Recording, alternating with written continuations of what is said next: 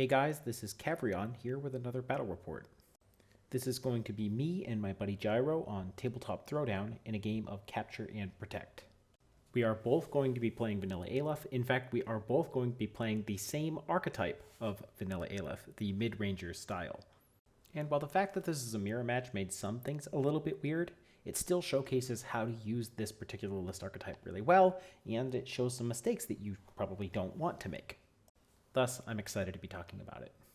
Before diving in, let's talk briefly about the format of Tabletop Throwdown. The way it works is you have to make one list without knowledge of the map in order to do 2 missions. The idea is that in a tournament, you won't know who you're playing against, you don't know what the map looks like, and you might have to make a list in order to cover multiple missions. In this case, the missions are Capture and Protect and Unmasking. And as it would so happen, Gyro and I both end up playing Vanilla Aleph, and in fact, we both end up playing miDREYngers. Believe it or not, we did not coordinate this. Walking into the matchup, I knew I was going to be against Gyro. And because he and I are buddies, I decided to, basically have a little bit of fun at the expense of the host of Tabletop Throwdown, and I changed my picture and profile on Steam to basically be Gyro's picture and profile. Well, it was a picture of a sandwich. Unbeknownst to me, Gyro caught wind of this, decided to change his name to Khavrion, and so we showed up and caused great confusion to the hosts. Unknown to both of us, probably more known to him than to me, but unknown to both of us, we had basically chosen the exact same list. So not only had we switched pictures and stuff like that as a joke, we also ended up playing a near mirror match. This was a great delight from my point of view. That said, when you think about the missions, maybe it shouldn't have been too surprising. Both Capture and Protect, but especially Capture and Protect, are really good missions for this particular archetype of list. Let's focus on Capture and Protect. The entire game revolves around these beacons that start at the front center of your deployment zone. You get 2 points at the end of each game round for controlling the enemy beacon. You get 2 points at the end of the game if you can get that beacon to your own deployment zone. You get 1 point for having your beacon not be captured at the end of the game, and you get 1 point for each classified. Here's what those deployment zones look like, and the red and blue dots represent the beacon's starting points. So as we can see, it's really all about getting to the other side of the map, picking up the beacon, and then bringing it back if you can. Anyone can pick up the beacon. You don't have to be a specialist. You don't have to be a data tracker or whatever. All you got to do is get across, get the beacon, get out. To understand why this is so good for miDREYngers, I want you to put yourself in the shoes of the defender. You're going second, you have the entire force of your arrow at your disposal, and you need to stop the other guy from picking up the beacon. In fact, you don't even really have to stop them, you just have to stall them long enough that they end up stuck in the midfield where you can kill them. This mission, like so many, favors going second because it has end of game round scoring, which means that the person who's going second has the opportunity to kill whoever's holding the enemy beacon, or snatch up the beacon at the last second and get those 2 points. So you need to slow your opponent down, or better yet, stop them. Maybe you put mines out, maybe you put midfield repeaters, maybe you put up active ARO. All of these things might take your opponent orders to deal with, which slow them down, or if they can't deal with them, force them to soften up your defenses rather than go for the beacon. But while these strategies might be robust in general, they're basically not going to work against miDREYnger style Vanilla Aleph. Specifically, they're not going to be able to stop Oideros/Hippolyta. These are both 6'2", which is to say mildly fast troopers, who can throw eclipse smoke, which cannot be seen through by anything, who have decently high armor, decently high fizz, multiple wounds, and are not hackable. So, both on paper and in practice, these guys can run up, throw tons of eclipse smoke, grab the beacon under the cover of that eclipse smoke, and then rely on wounds, armor, and dodging to deal with mines, which are really the only thing that could hurt you. I mean, I suppose jammers could also slow you down, but the jammer is only going to get 1 try because of your stealth. In my opinion, nothing is more reliable at grabbing the beacon than these 2 troopers, Hippolyta and Oideros. That's why Gyro chooses to play Vanilla Aleph for this mission setup, and what we're going to see is them rising to that occasion. With that in mind, let's take a look at lists. I've done something a little bit different from the previous miDREYngers because we're dealing with Capture and Protect and Unmasking, but the core fundamentals are still all there.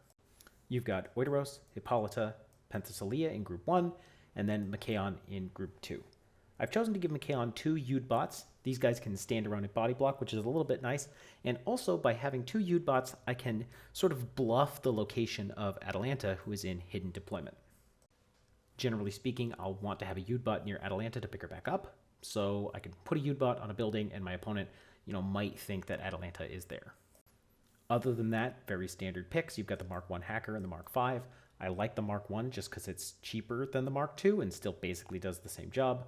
Liberto is great. 3 net rods, because of course you do. Samek, because why not? Flashbot, Flashbot, and then the Beast Hunter FTO. I really didn't like the 15-point Beast Hunter in my previous game, so I've gone with this version because I like it more. The only, let's call it a weird pick, it's not that weird, is the Digger. And my thought on that is I just want someone to be a warm body defending my DZ. I get a little bit stressed about having all these net rods standing around, and a 14-point multi-wound chain rifle might be a tool to defend them. Spoilers, doesn't do a perfect job at that, but, he does his best. In comparison, here is, I think, Gyro's list. Notice that it is almost exactly the same. Again, you've got Oideros, Hippolyta, Penthesilea. Machaon only has 1 Yud bot. Atalanta, we both are big fans. Lamed, 3 net rods. Samek, same proxies. Liberto. The only thing that's different is he's taken the Digger and the Beast Hunter, and instead of doing that, he has taken a Warcore and a Shukra. The Shukra is going to give him chain of command. That's obviously nice. It will also give him counterintelligence, which is 1 extra order if he has to go first. I'm kind of not a super big fan of the Shukra. I feel like it's kind of expensive and not super useful. If Machaon gets blown up, I'm going to be really sad no matter what. And so I'd rather kind of just use better deployment in order to keep Machaon safe. But as we can see from this game as it plays out, that actually does not work out for me. I do lose Machaon, and because I lose Machaon, I go into Lost Lieutenant, and that kind of stinks. So maybe I should have taken the Shukra instead of the Digger and the Beast Hunter. On the other hand, the Shukra isn't really going to be doing a heck of a lot of deployment zone defending because he himself wants to be safe. So maybe I did do the right thing. I'm not really sure. Suffice to say that the lists are very similar, but different enough to prove that he and I didn't actually coordinate a mirror match. We just were thinking about the same things on the same mission at the same time. All that in mind, let's jump straight into deployment. Here is mine. I can't remember if I won the die roll or if I lost the die roll and Gyro took deployment, but I do decide to go straight for second turn. In this particular mission, I think going second is favored, and while it is sometimes disadvantageous to, be the second player, it's really hard to go second after deploying first. This is something that I want to practice. It's something I want to get good at. Basically, the only way that this works is if you don't make any mistakes, and I think it's useful to practice having a deployment with no mistakes. So here is my attempt at just that thing. I have Missile Launcher Bot, Penthesilea, Oideros, Digger's over here. This is the Proxy Mark 5 with forward deployment, the FO. This is the Proxy Hacker, very safe, but, have a little bit of a fire line, I think, this way in case I need it. Flashball Spot, Hippolyta. I think this is the Beast Hunter. Yeah, that's the Beast Hunter. Flashball Spot. And then I have 3 net rods, 1 here, and 1 here. If memory serves, multiple net rods failed their deployment, and because I got settled with the worst deployment zone, penalties of going straight for second, they only really can hide behind this back line. It is going to cost me in the long run, but let's be honest, I think by that point the game was lost. The only other things I haven't talked about are the Liberto, who is here, Atalanta, who is in hidden deployment right here, and Machaon. Machaon's right here, but I bluffed with a Yud-bot up here because maybe he's going to think that Atalanta's up there, and then my other Yud-bot's down there for Hippolyta. I actually withheld Machaon because I was a little bit concerned that Gyro was going to take a Danavas or something like that and then use guided missile strikes to take out Machaon. In retrospect, I didn't need to do that. I probably should have withheld the Liberto. Here then is Gyro's deployment. You have Liberto and mine. You have, I think this is the Proxy Hacker, Shukra, Hippolyta, Proxy Forward Observer, Flashball Spot, Yud-bot. There's no Atalanta up there, but I don't know that. Machaon is over here next to the real Atalanta, who's in hidden deployment right there. Lamed, Netrod. He had a little bit more luck with the drops, but more importantly, his deployment zone was just better. Then he has Penny, Oideros, and a Warcore. He probably spent a command token and withheld 2 pieces, and I think those pieces were Hippolyta and Oiteros. Exactly what you should do, in my opinion. That all out of the way, it's time for first turn. Gyro's plan is simple. Oiteros is going to run to here. He's going to throw Eclipse Smoke to cover his advance in places like here, here, and here. He is never going to draw a line of fire to my deployment zone and thus never risk getting shot by Atalanta. With the Eclipse down, he's going to grab this thing, and then he is going to run all the way back to safety. I think he ends up here behind that, but I could be wrong about exactly where he ends up. I don't have any pictures of it, but if you get the chance and want to watch this on YouTube, I would strongly recommend it. Gyro's play with Oiteros is basically perfect. He is extremely tactical with where he places his smoke. He is always keeping track of where the next smoke needs to go so he doesn't ever block it off. He gets, I think, a little bit unlucky that he fails some long bomb smokes, but, you know, for the most part, what he's doing is he's taking a play that doesn't really require any luck. Once the majority of the Eclipse is down, he's going to spend almost his entire time in it, and because he's almost exclusively in the smoke, my arrows won't really have a chance to do anything about him. Like, I've got a whole bunch of stuff crisscrossing here, and you know, from here and up in there and all the way across here. And I think there might even be some stuff that crosses like that direction, but none of that's going to matter because he's going to throw smoke first. He's going to grab the beacon and he's going to run away. He is required to break stealth a couple of times, most notably when he grabs this thing. That gets him targeted. He is going to have to tussle with the Liberto. There are 2 mines and the Liberto here, but the Liberto is going to mostly be avoided by him. He's mostly going to be in Eclipse Smoke while running past the Liberto. So it's going to like try to get in his way, but ultimately Oiteros is able to run around it. I think he manages to dodge both mines. This is obviously a good thing for him, but it's not super unlucky. Oiteros dodges them 50-50, and he's got armor 3, so it's not likely that he's going to get knocked out by both mines. And he's able to get back to like this position with a handful of orders to spare. The Eclipse is still down, so he's able to basically just move, reset, and again, I think move, reset, and he gets rid of the targeted that I put on him, and because he's 6'2", this move, reset stuff doesn't even really slow him down. I don't have any pictures of it, like I said, but it's really masterful, and I think it's worth watching. That said, he does no damage to my order pool. He does use a handful of orders to improve his defensive position. I don't remember how, but I think the proxy hacker ends up getting up here on this building. But ultimately, I am going to go into my first turn with even more orders than Gyro, because none are getting stripped, and I'm thinking that I'm in a really solid position. Why can't I do exactly the same thing? Unfortunately, I do not. Here is the aftermath. Here is my Oiteros. He did get the box, but as you can see, he ran out of orders and he was not close to my deployment zone. To understand why my Oiteros run was not successful, I think it's useful to talk about what I was going up against and what was taking away from my attention. I had to run this lane, and I was going to get seen by flash pulses starting potentially as early as here. I also had a Mark II or Mark I hacker standing on this building, and I really didn't want to get targeted. So basically, I have to juggle flash pulse threats coming from way more vectors, namely this vector and also this vector. This makes planning my route for Eclipse throwing just that little bit more complicated. Like when Gyro did his thing, fundamentally he had to come through here, and he only really had one angle to block off. Like he blocks off this, then he blocks off this. He's creating a wall of Eclipse kind of like that. It's one front. On the other hand, for me, I have to block this angle and I have to block this angle, and I have to do that while approaching through this gap over here. Honestly, as I look at this now, maybe Hippolyta would have been better because the route is just so much simpler. It's basically a straight shot. But anyway, this added complexity of my route means that I throw Eclipse in the wrong spot a couple of times. This Eclipse throw is not in the right spot. It allows Oiteros to advance and take out the Mark I hacker safely, but it doesn't give him the ability to advance and create that wall of smoke that I want. I have to walk around it, which is awkward. Likewise, this is not a great Eclipse throw position because I can't like hide behind this Eclipse and throw the next one, which ideally would want to be touching this thing somehow. So that's not great. On top of all this, I do get unlucky. I have to spend 2 orders killing the Mark 1 hacker. That's not that many orders in the grand scheme of things, but it would have been better if it took only 1. Probably I should have just avoided the darn thing, but I didn't want to be targeted. I also fail to throw Eclipse within good range, like twice. I don't remember where I was throwing, but I do fail twice. Again, that's not great.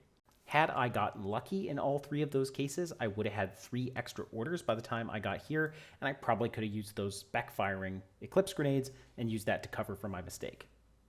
And had I spec fired, I then would have been able to pick up the box and then run back to the midfield. Because I'm going second, getting back to the midfield is almost as good as actually getting back to my deployment zone, in a way that's just not true for Gyro. But I don't have those orders. I've misplayed my smoke throw, I've gotten unlucky on the throw a couple of times, and here we are. Before we start feeling too sorry for me though, I do get lucky on a couple of occasions.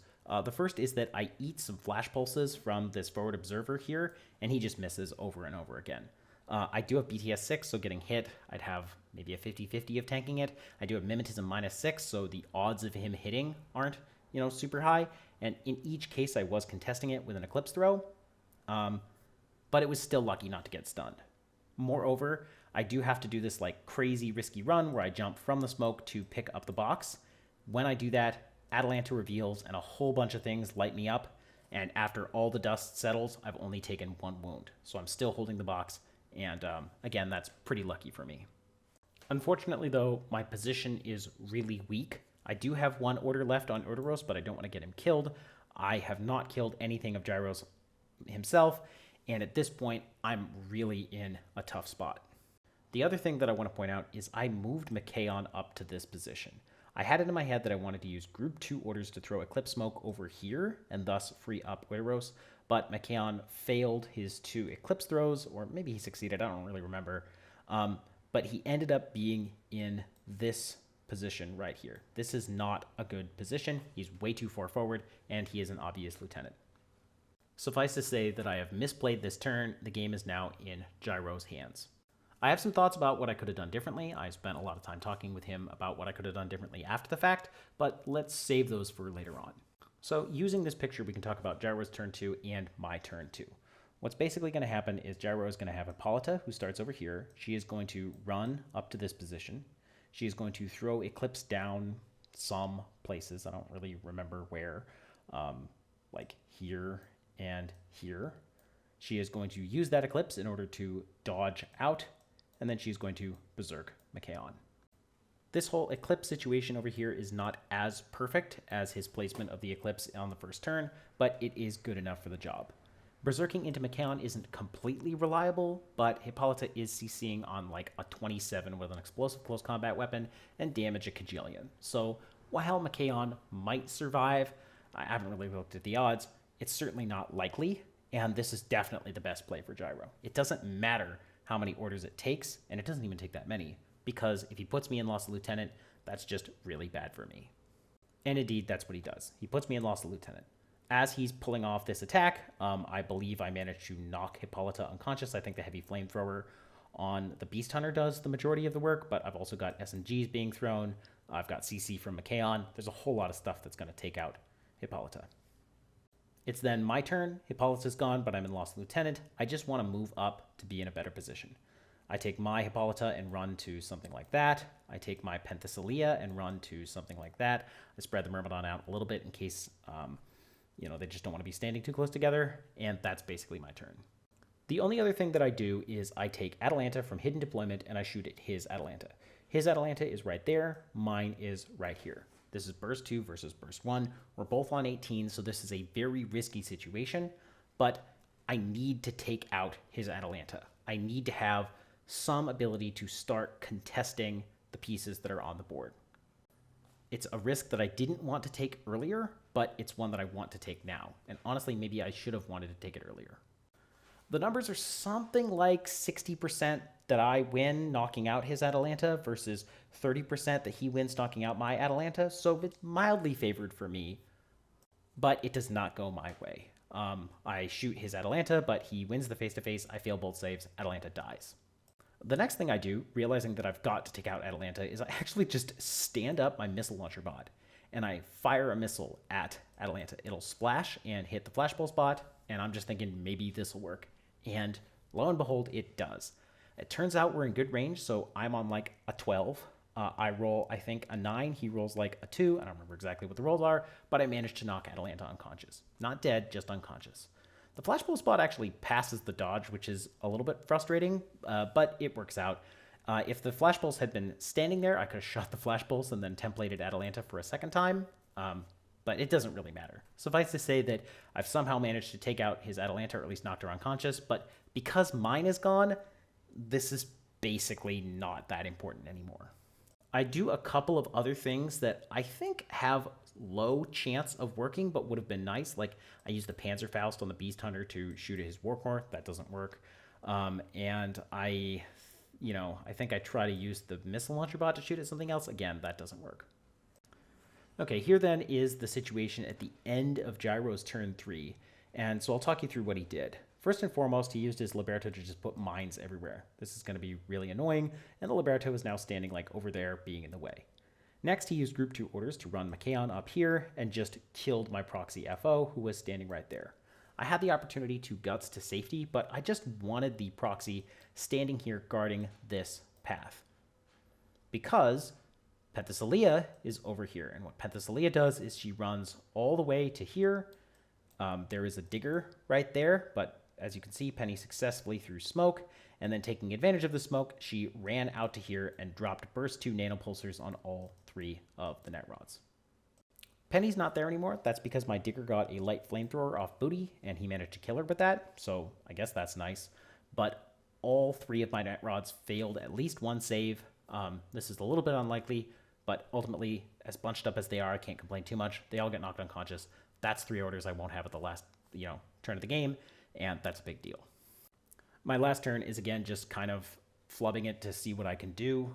Hippolyta's my new lieutenant, but I've only got, 6 orders on her. I move Penny into Group 2, and I think my plan is just try to get as many points as I can. I'm going to want to put Eclipse over there to stop the advance. I'm going to want to have Penny run through here, trip the mines, grab the box, and then run back. I figure with her 8 inches of movement, I can get the box just a little bit further out of that zone, and then Hippolyta can pick it up and maybe make it all the way back to my deployment zone. Depends on how many orders it takes. Sadly, that does not work out. Placing the Eclipse is just harder than I'd like. This proxy is in a really annoying position. This flashball spot is in a really annoying position. And so I also just run out of orders with Penny. I don't remember exactly how that happened, but she's in Group 2, and there's not much left in Group 2. So she's not actually able to pick the box up and move it all that far because I just have to, run her from really far away. So I end up using all my orders, I think, with Hippolyta to pick up the box. That works. I do get the box. I get my 2 points, and it ends up being I think, 10-4 win for Gyro. Not too bad. I think my turn 3, I was making the best of a bad situation, but it was a fairly satisfying win for Gyro and miDREYngers, and I think, he absolutely deserves that, and it shows off the strengths of this list archetype as well. So now that we've gotten to the end, let's rewind to my turn 1 and talk about what I should have done differently in order to have had a better turn. For starters, I should have revealed my Atalanta here and taken out his flash pulses here and here. They complicated Orderos's path, but more importantly, they were attacks on my attention. They made it easier for me to make mistakes as Orderos was running forward because I had to keep them in mind. On top of that, once I kill these 2 guys, they're gone. On turn 1, it may seem like it's about parity in order to either spend 1 order throwing Eclipse or spend 1 order shooting them. But over the course of 3 turns, which is how I should have been thinking, throwing Eclipse 3 times to stop these guys is going to be really problematic. Moreover, because these guys pressured me into making mistakes and all that stuff, I basically had to throw Eclipse more than once in order to deal with the annoyance that they presented. So I really should have junked those guys with Atalanta. I know why I didn't do it, and it's because it just felt like such a shame to burn Atalanta's hidden deployment on 10 points of Flash Pulse. But by the time we got to turn 1, Gyro has gotten his Orderos with the box all the way back here. He does not need to cross the center of the board at all in order to have a good chance of winning. I mean, sure, he will to kill miDREYnger, but he doesn't have to. so Atalanta's hidden deployment is way less valuable. On the other hand, killing these stupid flash pulses would have freed me up a huge amount moving forward. Let's also not forget that my plan B for dealing with these flash pulses was to move Machaon up to here, through Eclipse, and then run back to here. This moves my obvious lieutenant into unnecessary danger. It would have been a lot safer to leave him back here and have Hippolyta or Atalanta, or whoever her name is, do that job. So that was mistake number 1, and I think it was a pretty big one. Mistake number 2 was I feared Gyro's Atalanta. And to understand what that means, I just want to unpack things a little bit. If you run the numbers, Atalanta revealing on Oideros, he's going to Eclipse dodge. He's on a 16, she's on an 18. This is not a good situation for Oideros. However, Atalanta's got 1 damage 15 double action shot, and Oideros has armor 3. The odds are pretty good that he survives that. While it is true that getting shot by Atalanta at certain crucial moments would have been devastating, for example, he got shot as he was picking up this box, and that could have just completely invalidated the whole of my entire turn. But early in the turn, especially during his impetuous and his NCO orders over here, if he gets shot by Atalanta, now I know where Atalanta is, and I can either use Hippolyta, or maybe I survive the shot, or maybe I get the smoke down, or whatever, and it's just not that devastating. I was viewing Atalanta as an instantaneous existential threat, when in fact she's really more like a 30% chance of getting knocked unconscious. That's really high, but at the start of your turn, it might be worth a 30% chance that Oideros gets knocked unconscious in order to know where Atalanta is and then avoid her with your other Eclipse dude. Finally, mistake number 3. It's a small one, but I'll bring it up. When I got to this position, Oideros had 1 order left. He's wounded, but he's holding a box. I decided not to activate him because if he activates, then he gets shot, and I don't get the 2 points for the end of the turn. However, I needed to be thinking about the whole game rather than just the points for the end of the turn. Oideros could have spent that order running to here. He dies over here, but now the box is over here. And if the box is over here, then there's just 1,000 different things that I don't have to worry about anymore. For one, Atalanta's not really watching that. For 2, this approach is just so much easier. For 3, it's just that much closer. So if my plan had been to try to get this thing back to my own deployment zone and then have some orders to go Berserk Hippolyta into Oideros, it would have been so much easier if the box had been over here. And even at the end of my turn 1, I should have been able to think far enough advanced to know that that was the play. That's not what I did, but with the benefit of hindsight, I think, I'm already in a situation with a major uphill climb, and I'm going to need to pull something crazy off in order to succeed. If I had pulled that something crazy off, then the fact that I got the 2 points on the first turn wouldn't really have mattered. So yeah, that's mistake number 3. All in all, I think this was a really good game. I liked how it showcases just how awesome Oideros is, and I like how it shows that you can still make mistakes with Oideros and not succeed. I think it is true that the Oideros player needs to make mistakes in order to be stopped, but by doing things like what Gyro did, he pressured me into making those mistakes, and that's why he won. So, while I will admit that Oideros in this mission does not lead to super interactive gameplay, there is still some gameplay. It's not just an instant I win because you took Oideros. Similarly, I hope that this battle report made you happy. Thanks for watching, and I'll catch you around. Oh, 2 other things that come to my mind as I'm editing this. First, I will of course link the Tabletop Throwdown game. It's on YouTube, you can go watch it. Second, I will also link to Dre's articles about miDREYngers. He's putting a blog on this stuff, and I think that they are worth a read. These battle reports are in some senses a companion to the more general strategy in those articles, and hopefully that is useful to you. Okay, for real now, thanks for watching, and I'll catch you around.